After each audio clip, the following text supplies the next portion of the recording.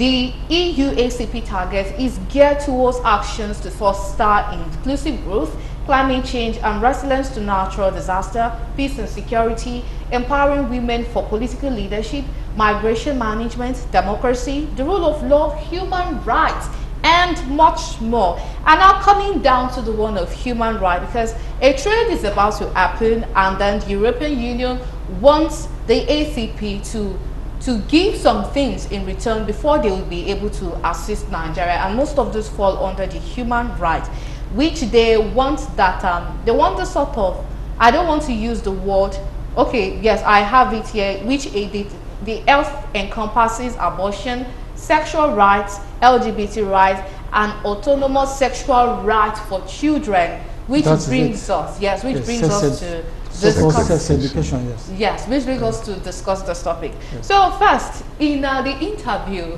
that was conducted, you mentioned something about immoral sex education. Let us start with that. Yes, I mean, it's basically what it is immoral is that it's not geared towards helping the child to grow, to know about, to know about his or herself in terms of the growth, his or her growth, no?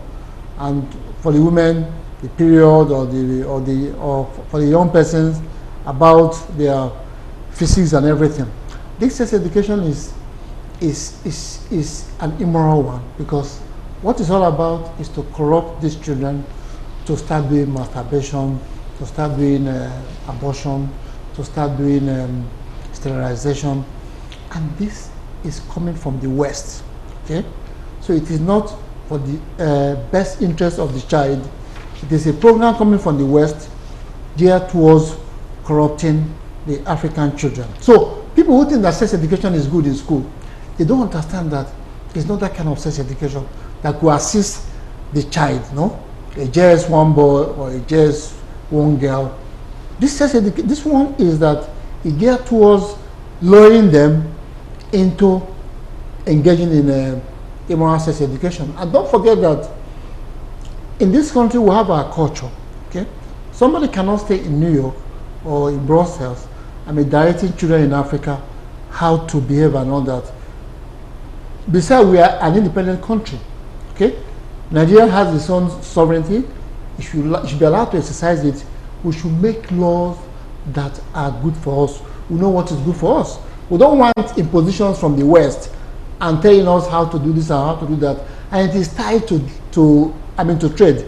You mentioned the EU ACP agreement, that is the European Union, African, Caribbean, and Pacific countries agreement. It's a trade agreement. It's actually a post-Cotonou agreement.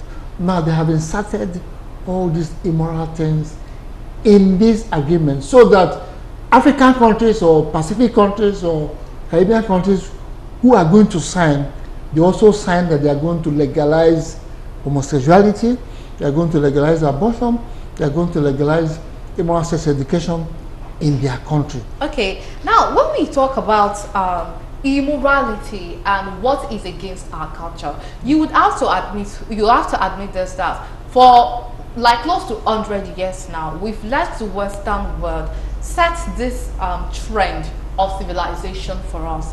And is it that this is the time we are about to say, okay, no, this is enough? And if we are saying, no, this is enough, we also have to admit that it is also in this Africa, even in Nigeria right now, we have some parts of the country where young girls of 11, 12 years old, they are getting married.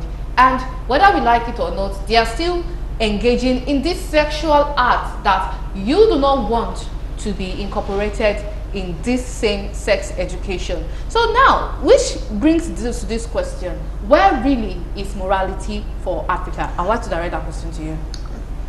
When you're talking about young girls being given away in marriage, it's distinct from young girls being corrupted even before marriage to indulge in premarital sex. What we're talking about is premarital sex. We're not talking about sex within marriage. We miss the point immediately when we start talking about premarital sex, because we just think it's only done with abortion and sexually transmitted infection. Those are two of the side effects. I would not even call pregnancy a side effect of sex, because that is the primary purpose for which sex is made. And that is why it should be engaging only in marriages where they can now have children and look after those children. Before that, you have the issue of sin, offense against God. For the Christian, for the natural law, that you are offending your creator as a result of premarital sex. And then the other more devastating issue is the emotionally devastating side effect of sex on young people. That is an issue that people have not addressed at all. And it is the most devastating part of the 4 issues of sin, emotionally devastating side effects, pregnancy, which is what is expected from sex, and then the STI and STDs, which is highlighted by the appearance of HIV and AIDS. Before HIV and AIDS, people could talk about safe sex. It's only when AIDS appeared in 1980, they now started saying, safe sex is not enough. We have to deal with this issue of HIV and AIDS. And that is where the sexual reduction of the side effects and avoidance of the side effects, because those are the 2 main issues with sex education. It's either sexual risk avoidance or sexual risk reduction. Okay, and I feel like the Western world too are aware of all the risks that comes with engaging in sex, and this is why they came up with the sex education that also talks about protection, be it from pregnancy, from STDs and all that. Because I was talking to a colleague and then he made a very important point. He said in Nigeria, I don't know how it is in other African countries, but I do know how it is in Nigeria, we are fond of these double standards. Okay, let's do a moral thing at the back, and then when we come to the society, we present something that, okay, yes, this is the standard. Morality standard in Nigeria is two-faced, because all these things that we are talking about that we do not want to be included, we still have people who engage thoroughly in this, and they are still the ones coming out to say that, oh no, we do not want this. Let me try to answer, how do we match that? Let me try to answer the question. Right. The fact that some people are committing immoral acts does not affect the standard of morality that is expected from everyone. There's no culture in Nigeria where immoral sex is just allowed. Okay, so we are saying as if it is subjective, that some people, they do these things and they pretend as if the standard is there. We know that people will fall short of the standard, but the fact that they fall short of the standard does not mean that the standard is no more the standard. Now, about this thing that is being promoted, I have to repeat again that it is not sex education. The way people think about it is not a corrective sex education. It's not a sex education that takes care of the character of a children, because that's the way we are brought up. Okay, we are brought up with character. Okay, this one seeks to destroy their character, and we are saying, look, there is something wrong here. A situation where under sex education we are teaching children how to do masturbation, how to do so-called self-sex, and if they are pregnant, they should do abortion without the consent of their parents. It is criminal, and this is coming from the West, okay? And the United Nations has said that every law or every directive, whether it's sex education or not, that is passed in a country should have a respect for the religious, cultural, and philosophical convictions of the people. We have our culture, okay? Over there, they have their own culture, okay? They can be committing sodomy, they can be committing bestiality, but they should leave us alone. Let us govern ourselves. We are sovereign nation. That's the point I'm trying to make. Okay? That there is neo-colonialism in the whole thing. Why putting pressure? Why sponsor all these bad things? If you are interested in the people of Nigeria, give them money for the road, electricity supply, medicine in our hospitals. They will not do that, and they are supporting very dangerous things that damage the character of our children. So that is my position. They say that, look, first of all, it's not the sex education that we all think about. This is a damaging sex education, because you are telling a JS1 boy and a JS1 girl how to do masturbation, how to do sex without the consent of the parents, it is criminal. We say that sexuality education in its bare fact has to do with the faith and morals of the parents of the child.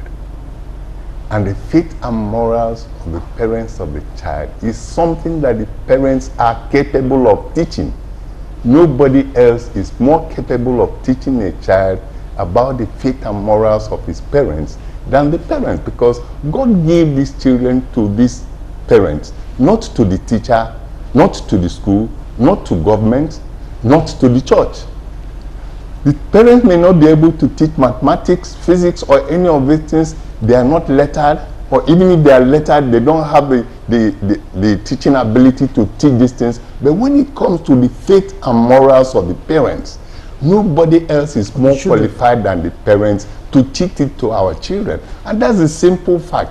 We can talk about these things until thy kingdom come, but those are the basic facts, and nobody can quarrel with that. You cannot come and teach my child about my faith and my morals. If you're going to teach my child sex education in school, you must be of the same faith and morals as myself. Because I don't want to teach my child something and you go to school and teach him the opposite thing. The child gets confused. Teach him every other thing, but leave these ones because I am competent. I am the most competent to teach it. But they will not let us do it, because that is the only way they can implant many ideas into these children and then abandon them for us to Planned Parenthood who does it. Yes. And that's why the blister says that parents should be allowed to teach sex education. Okay, so I was just about to ask that question. That doesn't mean that you agree with the Minister of Education that sex education should be removed. Absolutely, it should be removed from the curriculum because it is not the proper sex education. Since it's been abused, parents should be allowed to teach sex education. The complaint is that parents are too busy, they don't have time. You must find time with your children. In any case, sex education is caught and not taught. You know, we all come from homes and all that. The daughters look at their mother, the sons look at their fathers, and also look at with their example, and it is caught. If it has to be taught, it has to be taught at home, because as we speak, this education we have in the curriculum. This is not conspiracy theory. This is not hearsay. We are involved, and we have the content. We have the curriculum in our office. We have represented parents in court over this. About 15 years ago, integrated science was corrupted in Lagos State to include masturbation, to include sex, and parents went to court. Pregnancy. I was one of the lawyers that represented the plaintiffs. These are the parents. The matter came up at the Federal High Court, and the judge, who was a female, was scandalized that because we exhibited all the bad things in integrated science. So this is the tragedy. You may not know that many of the books used in our secondary schools, unlike when we were there.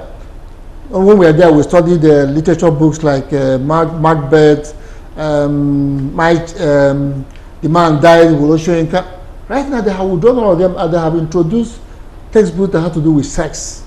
Okay. So you can see that there's an agenda that is coming from the West. But do you not feel that it is right for these children to be educated on what's going on in their body and possibility of things they might be faced with? Absolutely. Because I know of people Absolutely. who were saved by the sex education they were given. Like if someone is trying to touch you here, run away or say no. But if you are now removing that from the school syllabus, because we have to admit that not all parents give their children the 100%. The point we are saying is that it is being abused because the content of the curriculum that we have, that have been taught in school, have done our homework, found that it's not just if anybody wants to touch you, is that they are lured into practicing sex, because they are saying that sex is their right, and that religious teachings and parental teachings are myths, that they should express their sexual act and all that. This is something, like I said, we can give you names and data and schools. We're not just talking from hearsay, okay? What they are out for. We have had school where they were teaching them with a rubber penis and rubber vagina how to put on the condom. Just standing in front to teach the kids, girls 1 and girls 3 boys, how to put on the condom, it is terrible. So if it's what you have said, that, okay, just about their body, I don't have any quarrel with that. Okay. But they go beyond that to corrupt them and to sexualize them. This is something we are objecting to.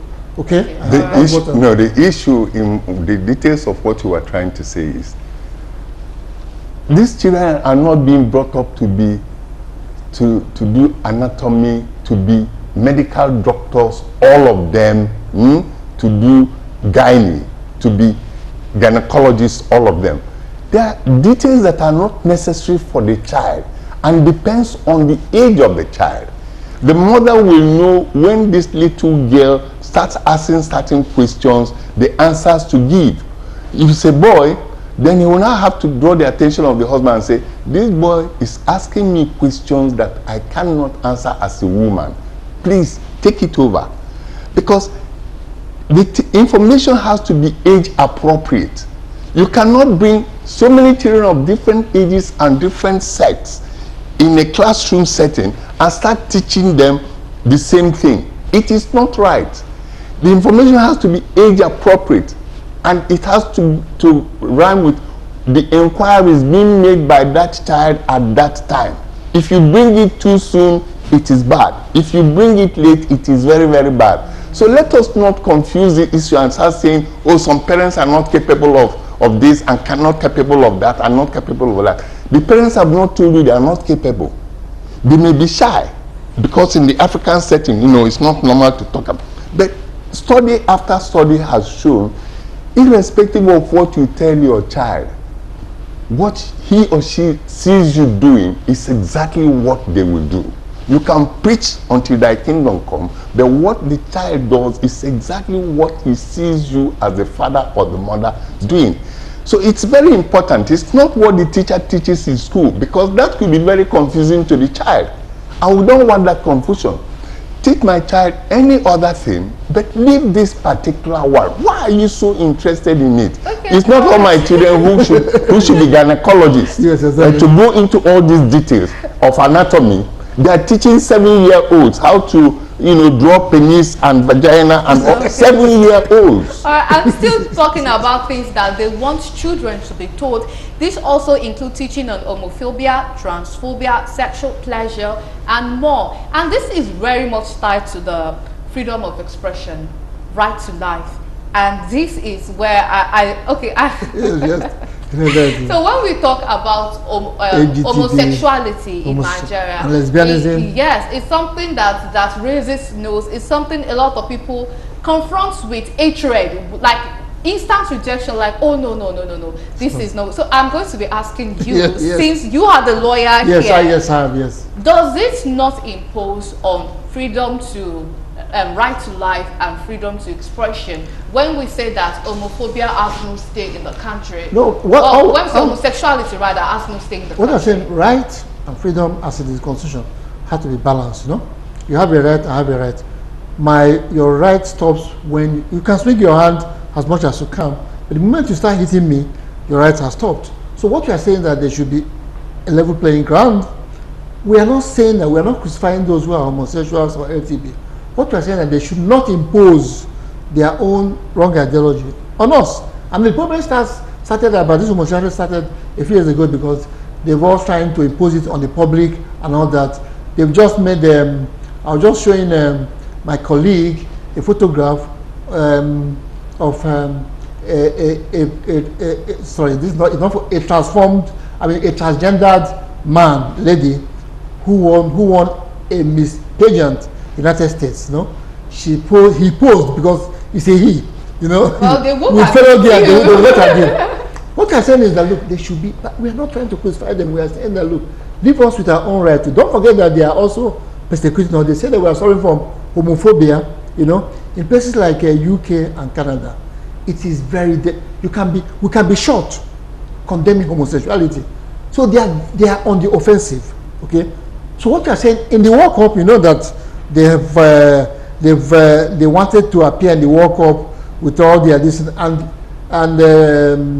Qatar said, no way, please remain outside. We will not accept it. So the problem is that they are becoming aggressive. They are imposing themselves on us. We are not doing that. We are not imposing ourselves on them. We are saying, live and let live. Okay, stay where you are. We stay where we are. But don't start coming in and imposing yourself on me. That's how this whole thing started, because, you know, we were discussing outside before we came here that homosexuality and lesbianism have been in existence in the years of yore. You know, they are living with us, and nobody was molesting them. It's only now that they are all coming out and trying to say there should be legislation. If you are baking a cake, you must bake a cake for for LGBT couples. Even when you don't feel like, it says, look, I don't want to bake a cake for you, and they are forcing you to bake a cake for them. We are saying that it is oppressive. It's also violation of our own rights. Okay, our right is reciprocal. Your own right and my own right. They're talking about their right. They also forget that they're also oppressing us. They're also violating our own right. We are not saying that they should be beaten. They should be respected because they are human beings. But they should not seek to impose their ideology on us. And I was also telling you that, look, that, you know, the effect, the wrong effect, negative effect this LGBT we have in society, if anywhere a feminist takes root, is that it destroys all things that we that we have. First of all, it will destroy law, it will destroy medicine, because by the time a medical doctor, LGBT somebody comes and says, look, I'm a woman, tomorrow he says, I'm no longer a woman, or I'm adopting a child, it's a mess. And when you find your children who are looking at them holding hands and all that, so it's a complete destruction of society, human society. And that's why we are saying, look, let it not take a firm root in society. Nigeria, don't think that we are safe from it, because it's already creeping into Nigeria. They have now introduced cartoons for under 6 years old, under 7 years old, because featuring gay characters. Yes, they are saying that you and I were incorrigible, that we cannot accept their ideology. So they are not targeting young people. And it's dangerous, because if in 30 years or 40 years it takes root in Nigeria, it means that Nigeria is facing something that is facing extinction, because what it means is that you don't have offspring, you don't have new ones. Okay, don't forget that homosexuals and lesbians, they can only adopt. Which child are they going to adopt if they don't want to have? There's also something? the method of artificial insemination. Well, how long will you go with that? How long will that happen? Okay, if they are trying to do artificial insemination, how successful has it been? It has a wide range of success. So no, it's not a matter of success, but what are the product of those things? Exactly. Because IVF children are known to have the same problems that their so-called parents have had. If it's an issue of infertility, because it still is the egg and sperm of their infertile parents that have now been put together, and you produce them, and you think it's going to be totally different from the source. It's not possible. You cannot cheat God. If you have a problem, you have to solve the problem, not transfer it by avoiding the normal process. Okay, now I feel like it's about time we talk about possibility of censorship, because if you're watching any movie, like maybe the one produced 10 years ago, you will always see the inclusion of someone LGBT. who is gay. Yes, the LGBT are well represented in movies, and I feel like this is a way to nurture young people. Yes, to also nurture sympathy to people, understand what they go through in their day-to-day life. Like, look, I'm just normal human being like you. You are just normal like me. It's just that my likes and my preferences are different, and you don't have to hate me because of that. And we cannot deny the impact of social media too. And we live in the world of social media. As a parent, even if you don't let your child watch movies, you never know the friend that will bring phone to school, and they are exposed to some of these things. So do you feel, I know some countries that there's censorship even for movies coming from their neighboring countries. Of course, there is censorship. But do you feel like Nigeria is there right now, that there will be censorship for all movies all Nigerians are going to see? Homosexuality is not okay in Nigeria. Our laws are against it. So why must we now import things that will now break the laws of our country? It does not make sense to us, does it? Besides, one basic fundamental question for somebody who says is gay, either lesbian or homosexual, is there a gay gene? Have they discovered the gene that is in a man that will make him gay, or the gene that is in a woman that will make her gay? They have not discovered it yet. Okay, well, there's this Yes, thing no. I mean, I want to come about censorship. Censorship that they are talking about. Okay. You know, about the Censorship. censorship. We had a meeting with Federal Censors Board, and you know that they're having challenges in this area, because don't forget that these young people, they all have their mobile phones, and they are accessing everything. Now, what they are saying is that, look, despite the fact that these young people, they have access to mobile phone, access to online, internet and everything, and then you are, at the same time, you are now introducing AGTB. Don't you think the harm will be very disastrous? Damage will be disastrous. No? Yes. They are already exposed to these things, because the Federal Censor Board, they are having challenges, for instance, how to censor this. Because it's not easy for them. You could censor TV or maybe the internet. You could censor the mobile phone. They all have it in their hands. So we still go back to parenting. The parents have a big role to play in this. It's the role of the parents. There's no way the teacher can do everything. It falls back to the home. And because the family, the fundamental unit of society, if you really want to grow a society, you have to grow the family. All these things that are happening today, rape, sexual harassment, incest, yes. Mark for lecture and all that, is as a result of breakdown of the family, yes. Where you're coming from. Once you lose that, things are going to go bad. And in the area of politics, the same thing. Don't forget that if you have politicians coming from a failed family, they're not going to make good politicians, really. So you see where we are going, because based on where you're going, if you have politicians who are not properly brought up, they're going to make bad laws, they're going to steal money, okay? So it is very, very, when we talk about this, and people say, they're talking about morals. But that moral is very important, because it's basic. If you destroy family values and morals, you are destroying a nation. Society, okay. Part of that family. Very quickly, because we do not have much time on our side now. And the reason we are confronted with this topic now is because of this trade about to go on, and it's more of like a trade by barter. Give me this, I'll give you this. And let us quickly, maybe in just few sentences, how can Nigeria achieve that self-sufficiency? Because I know that this type of deal could not be given to some countries, but now we are faced with this in Africa. So what do we need to do very quickly to end this? Self-sufficiency depends on the leadership of the country. If we get our leadership in this country right, people will not start talking down to us, insisting that we must accept this so as to get little money for so and so. What has got LGBT and same-sex and sexuality education got with a trade agreement? Because that is what they went to Maputo to finalize. But because we are so impoverished, and we're impoverished not because we are not a weak, potentially rich country, but because we have very, very bad leadership. Yes, responsible leadership.